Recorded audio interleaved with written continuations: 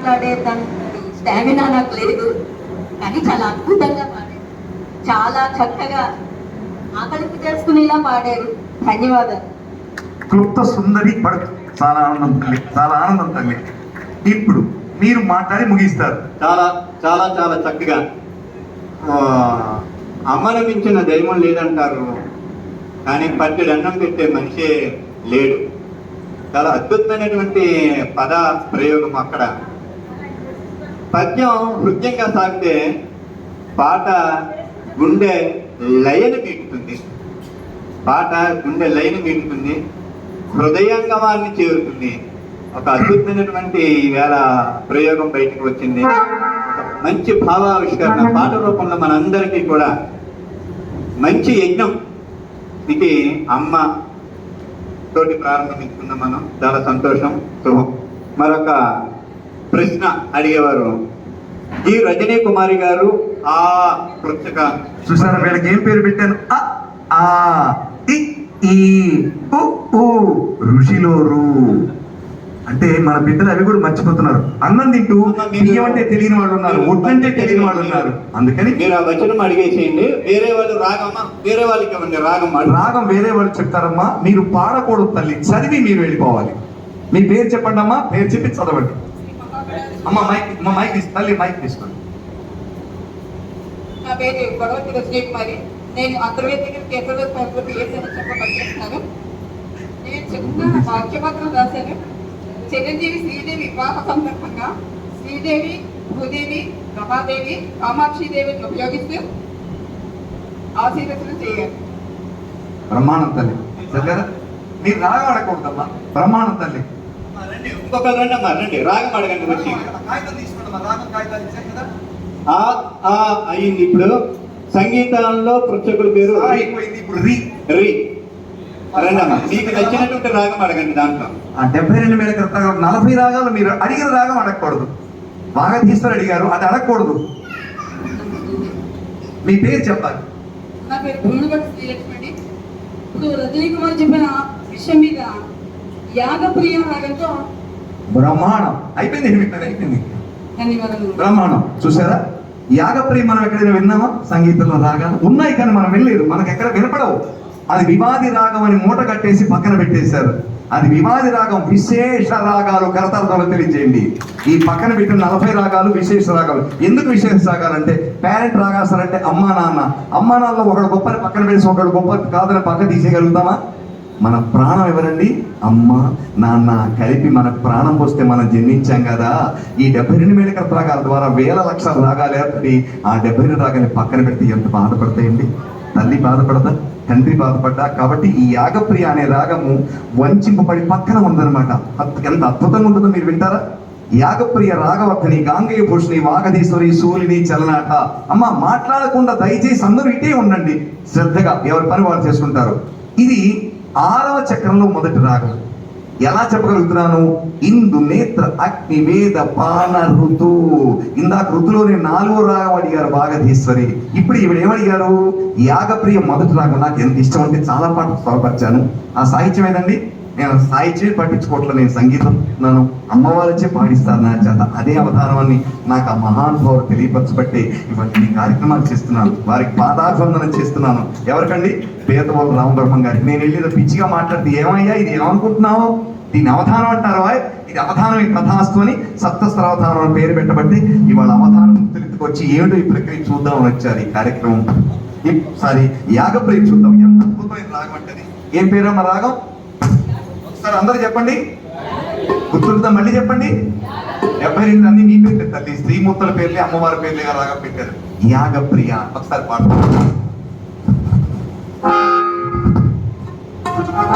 కొంచెం తగ్గించాలి, కొద్దిగా నాకు వాల్యూమ్ తగ్గించండి, స్పీకర్ వాల్యూమ్ తగ్గించండి, ఇంకొంచెం తగ్గించండి.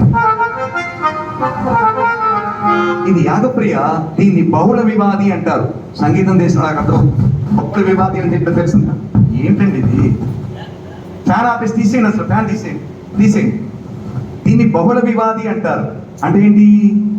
పంచమంలో ఒక 2 అక్షరాలు 2 స్వరాలు, ఒకే అక్షరం 2 స్వరాలు పలుకుతుంది. పంచమం తర్వాత కూడా ఒకే స్వరాలు 2 పలుకుతాయి. అంటే ఏంటంటే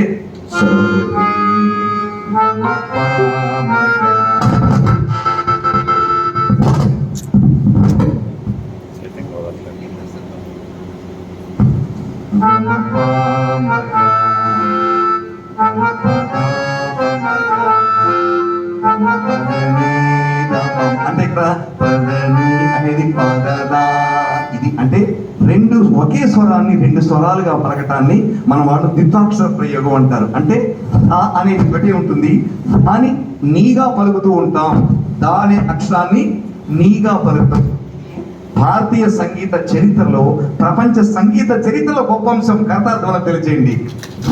మన కర్ణాటక సంగీతం తప్పు తప్పు తప్పు. చాలా మందికి కర్ణాటక సంగీతం అంటే బెంగళూరులో పుట్టింది అనుకుంటారు. కర్ణాటక చెవికి ఆట ఇంపైనది, చెవికి ఇంపైన సంగీతాన్ని కర్ణాటక సంగీతం అన్నారమ్మా. కా తీసేయడం రేపటి నుంచి కర్ణాటక సంగీతం. కర్ణాటక అంటే నెగిటివ్ మీనింగ్, చెవికి ఇంపైంది కాదు అని అర్థం. అందుకని దీని ఏమన్నా రేపటి నుంచి మనందరం కర్ణాటక సంగీతం. భారతదేశంలో ఉన్నది కర్ణాటక సంగీతం ఒకటే. తర్వాత హిందూ దేశంలో, మన ఉత్తర భారతదేశంలో మొఘలాయిలు, ఈ మన సంపద వేరే దేశాల నుంచి వచ్చారు కదా, ముస్లిమ్స్ పరిపాలన వచ్చినప్పుడు తబలా పుట్టింది, మృదంగానే డమ్మని రెండు ముక్కలు చేస్తే. అలానే వీణ నుంచి సితార్ పుట్టింది. ఆ సంగీత ప్రభావం వల్ల హిందూస్థానీ సంగీతం ఏర్పడింది. మొట్టమొదటి కర్ణాటక సంగీతమే భారతదేశం మొత్తం ఉంది. గర్వంగా చెప్పుకొని మనం ఏమిటండి ఇది డిస్టర్బెన్స్? ఏం చేస్తున్నారు మీరు? What you are doing? మీరు ఏం అబ్జర్వ్ చేస్తున్నారు? ఇలా డిస్టర్బెన్స్ చేస్తుంటే దానికి కారణం ఏంటి కనుక్కోవాలి. మీరు కారణం లేకుండా చేయాలి. నాలాగా మీరు చూస్తుంటే ఇంకెందుకు? What is the reason for the disturbance? What we are getting? You close all these things, otherwise I will sing directly. రాగంలో ఇప్పుడు మనం ఎన్నో రాగం చెప్పారండి? 5 చక్రాల వరకు 6 5 30 రాగాలు అయిపోతే 31వ రాగాన్ని ఏమంటారు? ఒకసారి చెప్పండి గట్టిగా. ఇటు పుంగవులు, పురుష పుంగవులు కూడా చెప్పండి. మంగళ వచ్చి ముంగండ ఎందుకు వచ్చారంటే ఇవి పలికించడానికి వచ్చాను, కానీ నేను భోజనం చేసి తృప్తిగా వెళ్ళడానికి రాలేదండి. ఈ అక్షరాలు మీ చేత పలికించి మా మిత్తిపాటి రామన్ గారి యొక్క, ఆయన ఎంత చిరునవ్వుతో ఉన్నాడు, 3 నెలలు బట్టి కష్టపడుతున్నారు. రోజు ఫోన్ చేసుకుంటారు దాదాపు. ఏమండి ఇవాళ వీధి కలిసా, ఏమండి ఇవాళ వీళ్ళని కలిసారు అని చెప్తూనే ఉన్నారు. కానీ వారికి పాపం నడిమింటి నాగరాజరావు గారి చేత నా ఫోన్లో మాట్లాడించారు వాళ్ళు. ఒక ఆశా దీపం త్యాగరాయ సభకు కానీ సంగీతానికి కానీ. ఇందాక చేసిన కరతార్థాలు కొట్టండి వారికి. వారి ఆత్మ ఇక్కడే తిరుగుతుంటుంది. ఈ కార్యక్రమం చేయాలని వారు కూడా అనుకున్నారు. డేట్ కూడా ఫిక్స్ చేశాం. ఆ మూర్తి మనందరికీ కనపడకుండా అంతర్లోకంలోకి వెళ్ళి బాహ్యంగా అంతరంగా వారు మనందరినీ చూస్తూ ఆనందిస్తుంటారు. ఎందుకంటే ఈ డ్రీమ్ వారి దగ్గర వాడు ఇక్కడ జరగాలనేటువంటి ఆశయం ఏమిటంటే మూర్తిగా వారి దగ్గర గట్టిగా ఒకసారి వారిని కలుసుకుందాం. మనం అక్షం తప్పగా ఉంటుంది, విధానంలోకి వెళ్ళకూడదు. ఇందాక మీకు ఒక విషయం ఆపేశానండి. ఆడవాళ్ళు కొట్టుకుంటున్నారు, నాకైనా చెప్పాను మొదట్లో. కొట్టుకున్నప్పుడు వీళ్ళకి ఆ తీరక సమస్య, ఎంతసేపు సిగపట్లు కొట్టుకుంటారు? ఇద్దరు కలిసి రాజుగారి దగ్గరికి వెళ్ళారు. సిగపట్లు పట్టుకున్నాడు. ఎక్కడికి వెళ్ళారు? రాజుగారు సిగపట్టుకుందామని వెళ్ళారు. తస్తదీయ, మాకు న్యాయం చేస్తావా చెయ్యవా? ఆయన సిగపట్టు దగ్గర వెళ్తే ఆయన కాసేపు ఆగి, ఏమయ్యా బట్టలు పిచ్చాడు. వెంటనే బట్టలు పిచ్చేమన్నాడు. ఒరే వీళ్ళు ఏదో నా జుట్టు పట్టుకునేట్టు ఉన్నారు. చివరికి అసలు ఏమిటి వీళ్ళ సమస్య, నువ్వు చెప్పగలవా అంటే, ఒరే సాక్ష్యం ఏదైనా ఉందా? వీళ్ళిద్దరు కొట్టుకుంటున్నారు, తిట్టుకుంటున్నారు కదా అడిగితే, అయ్యా సాక్ష్యం లేదు, కానీ ఎవడో ఒక ఆయన మనకు అక్కడ నుంచోని ఉన్నాడు. ఆయన ఎవడో మాకు తెలియదు. ఒకసారి అంటే పట్టండి ఆయన అన్నారు వెంటనే. ఎందుకంటే రాజుగారికి సాక్ష్యం కావాలి కదా. ఇద్దరు నేను తప్పు చేయలేదు అంటారు. కోర్టుకెళ్ళి ఏం చేస్తాడు? మనం దొంగ పురాంశం కాబట్టి మనకు తెలుసు, రాయించింది మనకు తెలుసు, సాక్ష్యం పెట్టించింది మనకు తెలుసు, వేలు ముద్ర వేయించింది మనకు సెగ్గానే అక్కడికి వెళ్ళి భగవద్గీత ప్రమాణం చేసి నిజంగానే అప్పించానని చెప్పాం. సహజమే ఇది, అసహజం కాదు. నేను అడ్వకేట్ 6 సంవత్సరాలు పనిచేస్తాను గుంటూరులో లాయర్కి. ఏదైనా కోపం ఉందంటే సంతకాలు పెట్టి మన దగ్గర ఉంటే ఇలా వాడుతూ ఉంటాం. చాలా జరుగుతుంటాయి ఇట్లాంటివి. రాజుగారు ఏం చేశారు అంటే, భటుడు అన్నాడు, ఒక ఆయన నుంచొని ఉన్నాడండి, వాళ్ళిద్దరు కొట్టుకుంటుంటే. ఇది బాగా వినండి సత్యంగా. ఏమన్నాడు? ఒక ఆయన నుంచొని ఉన్నాడని మీరు చూసామంటే పట్టకాయన ఆయన పట్టమన్నాడు రాజుగారు. వెంటనే ఏం చేశారు? భటులు వెళ్ళేసి ఆ వ్యక్తిని పట్టుకొచ్చేసారు. రాజుగారు అడుగుతున్నారు, ఏమయ్యా వీళ్ళిద్దరు కొట్టుకోవడం నువ్వు చూసావా? నాకేమి తెలియదు అన్నాడు. నీకేమి తెలుసా? నాకేమి తెలియదు అన్నాడు. మరి ఏం తెలియకపోతే ఏం చేస్తున్నావు అంటే, ఆయన ఏమన్నా అంటే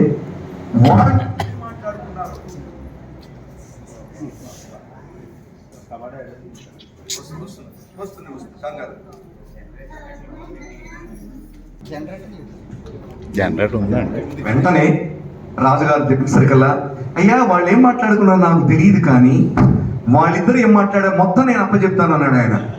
ఏమన్నాడు?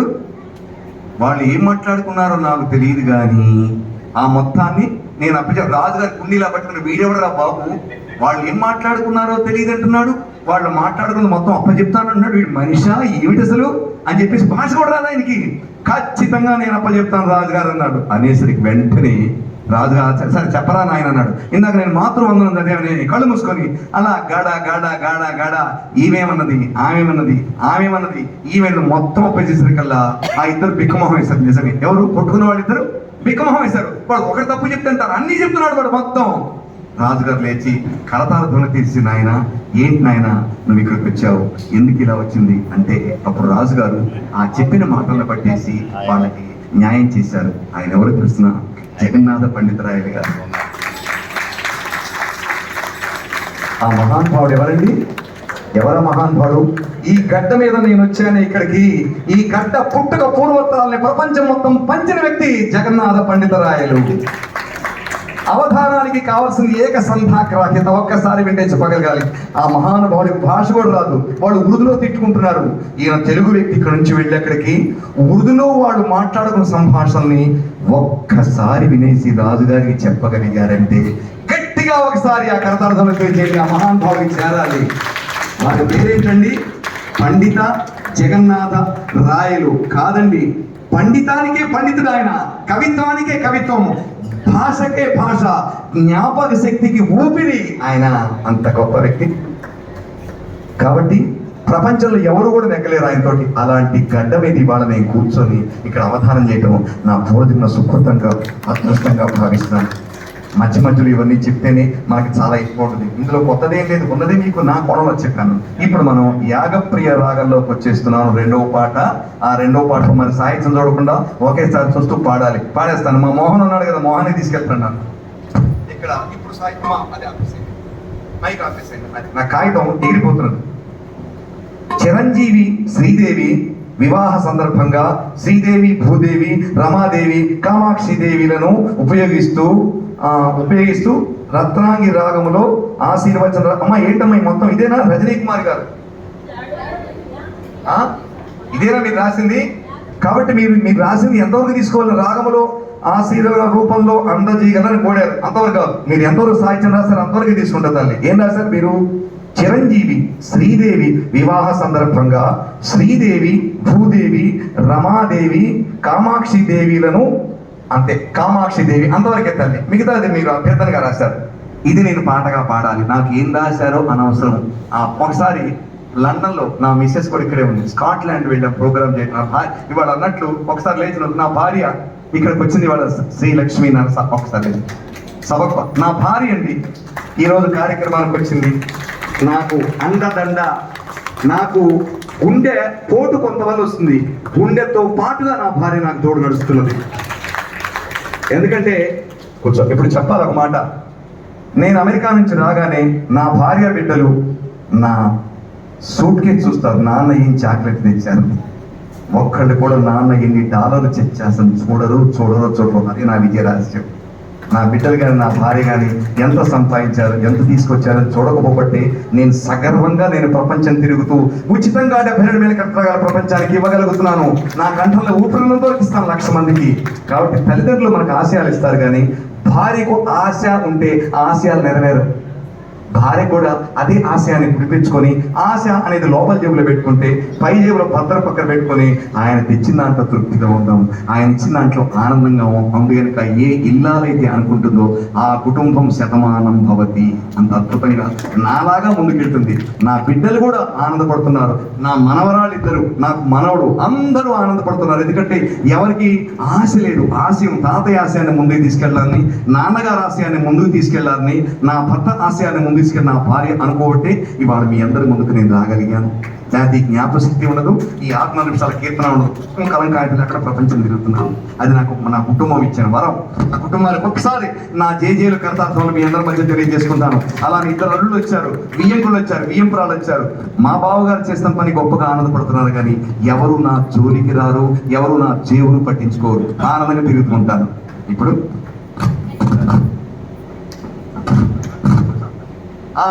కామాక్షి దేవి సంతోషించే వాళ్ళు అందుకే మీరు పక్కన ఉన్నారండి, పూజ చేశారు. సరే, ఇది మనం యాగప్రియ రాగంలో పాడతానండి. ఎంత గొప్ప రాగం అంటే యాగప్రియ. ఇవన్నీ లేకుండా సబ్జెక్ట్ డ్రై అంటారు దాన్ని. సబ్జెక్ట్ ఒక్కటే ఉండకూడదు, దానికి అనుగుణంగా అన్ని చేస్తుంటే ఆనందంగా వినగలుగుతారు.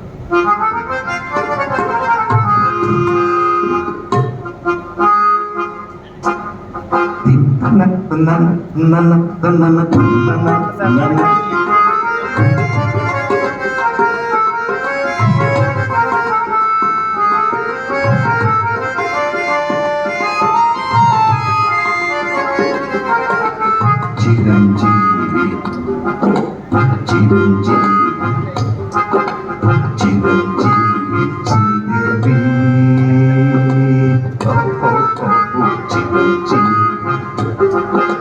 చిరంజీవి శ్రీదేవి వివాహ సందర్భంగా వివాహ సందర్భంగా వివాహ సందర్భంగా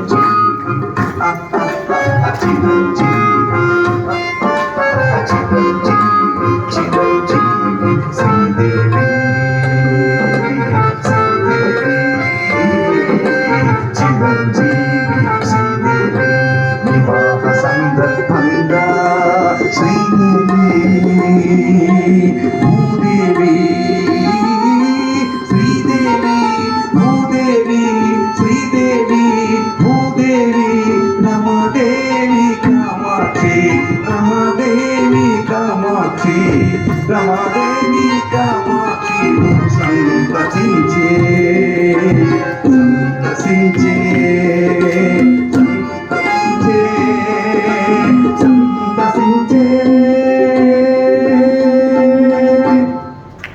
లా లా లా లా లా లా లా లా లా లా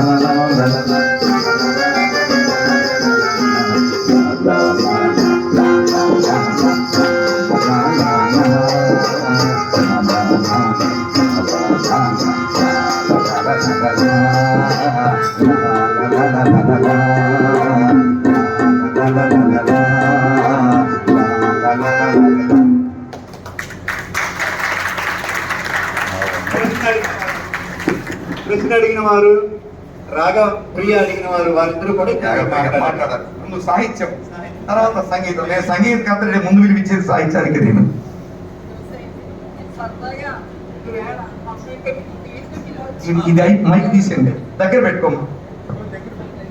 దగ్గర పెట్టుకుంటాను. నేను సరదాగా మేడం మా అమ్మాయి పెట్టినప్పుడు వీధి కట్టిలో వచ్చి కార్యక్రమం జరుగుతుంది. చక్కనే అవకాశం ముందు తెల్లగడ్డ మీద ఏదో రాయకుండా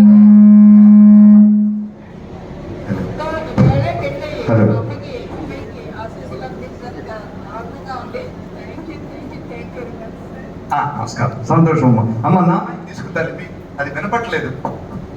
జై శ్రీరామ్. చింతామణి గారి స్వామికి జై. ఈరోజు మా చెల్లి యొక్క వివాహ సందర్భంగా మీది కట్టి వచ్చామండి. స్వరవీణాపాణి గారు మరి ఈ రాగంలో ఆమెను ఎంతో ఆస్వాదించారు. ఈ రోజు పెళ్లి అయినంత ఆనందంగా ఉందండి. చాలా ధన్యవాదాలు చెప్తాను. మాకు చాలా విందు మరి చాలా విందుగా ఉందండి. చాలా సంతోషం. ఎన్ని బాగుంది. అమ్మయ్యా, ధన్యోస్మి.